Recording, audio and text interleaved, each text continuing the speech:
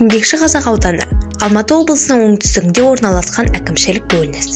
Жер аумағы 9,7 мың шаршы шақырым. Аудан Жетісу өлкесінің ең бір шұрайлы жерінде жерге тепкен. Еңбекшіқазақ ауданы 1938 жылы құрылған.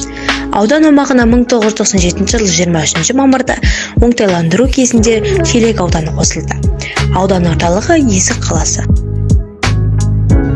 Атамекен туған жер өскен өлке таңғажайып. Төбесі көктіреген алып алатау, жарқыраған жасыл көл.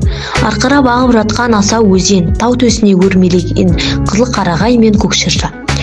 Етегі құс ұшып, аңы жортқан, егісі толып, бағы мәуелеген, қорасы 4 түлік малға толы Атамекен. Қыдыр қонып бақтарған алтын адам отаны.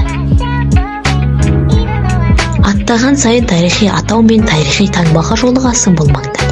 Солардың сырын сезіп, мағынасын ұғып өскен ертеңгі ұрпақ туған жердің қадір-қасиетін түсініп, қал-қадірінше бағалап, ата-баба мұрадан болып келе жатқан жәдігерлерімізді жоғалтпай, келер заманға аманаттары анық. Қаланың солтүстік жағында Есік өзенінің сол жағалауында көне сақ дәуірінің ескерткіштері, яғни әйгілі Есік обалары бар. Жалпы саны 45, оның 6-ы қазылған. Ғылымда Есік жазба ескерткіштері деген атпен белгілі болған. 26 таңбадан тұратын жазуы бар күміс тостағанда осы жерден табылған.